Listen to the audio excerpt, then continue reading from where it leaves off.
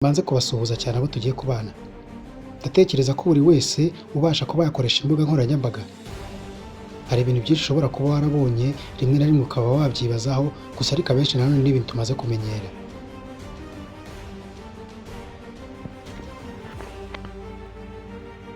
Hari hagiye gushira ibyumweru birenga 2 umukuru w'igihugu atigaragaza.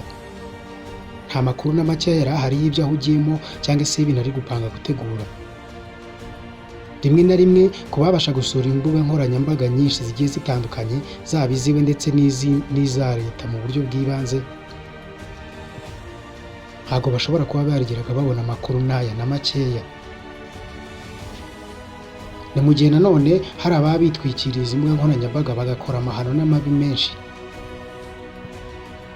Icya mbere aha ngaha ni ukuyobya abantu ndetse no kugaragaza kubereka yuko hari ibintu bimwe na bimwe bitagenda neza mu gihugu. Abenshi mu baba mu bigo by'Uburayi ndetse n'abandi baba mu buhungiro, mu bagiye bakora ibyaha bigiye bitandukanye mu Rwanda mu bihe bigiye bitandukanye, gusa by'umwihariko mu gihe cy'1994 mu bakoze jenoside yakorewe abatutsi 1994 nyine. Abenshi imbuga nkoranyambaga zisigaye ari intwari ikomeye cyane mu gukubita ahababaza ndetse no gukomeretsa u Rwanda. Aho amakuru ni mu gihe bamaze igihe bifata bagapostinga ibintu byinshi bigiye bitandukanye, inkuru z'ibihuha, bavuga ko ubuzima bw'umukuru w'igihugu Paul Kagame butameze neza. Abandi nanone bikabura ku butabivuga yuko ashobora kuba yaranapfuye ariko bikanga kuvugwa. Ibi ngibi ni ibyavugwaga ariko nanone bigashyira abaturage benshi mu rujijo, bibaza uko byagenze. Ariko kandi nyine ukuri kuba guhari kandi nanone kuba kugomba gutsinda igihe icyo ari cyo cyose.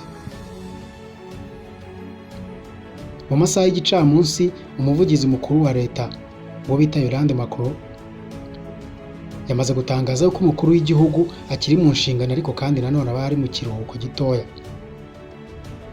Ku baturage bo turabyumva kuko ni umuntu urwana ishyaka igihe kinini, agakora akazi kenshi mu gihugu imbere ndetse no hanze yacyo mu bijyanye n'umutekano, ubukungu na diplomasi.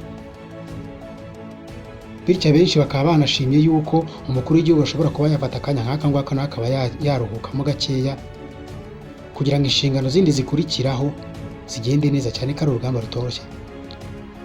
Ni mu gihe nanone mu minsi ishize abangaba narindi kubabwira nyine bagiye bafata amatangazo menshi bakayeditinga bakoresha uburyo bw'ikoranabuhanga mu buryo bwo guhimba ibinyoma bigaragara. Akenshi biba bidusaba ubushishozi ndetse kureba ibintu byinshi biri official ukabura gufata umwanzuro. Bisa naho abanyarwanda benshi bamaze kuba bahumuka ndetse bazi icyo ikoranabuhanga ari cyo mu bijyanye no guhererekanya amakuru.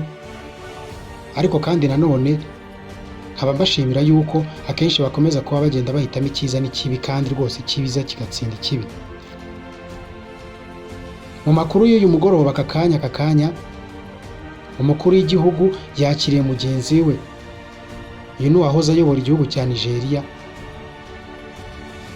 akaba ari muri village Urugwiro baganira ku bintu bigiye bitandukanye mu bijyanye na diplomasi z'ibihugu byombi muri Afurika ndetse no ku isi muri rusange. Amakuru menshi ushobora gukomeza kuyakurikirana mu bitangazamakuru bigiye bitandukanye, utibagiwe no kumfollow kuri YouTube channel yanjye, bakora subscribe ndetse ugasangiza inkuru nk'izi ngizi. Reka mbashimire, ibindi tugakomeza kugenda tubirebera hamwe ku mbuga zanjye nkoranyambaga zaba Facebook, YouTube ndetse n'ahandi.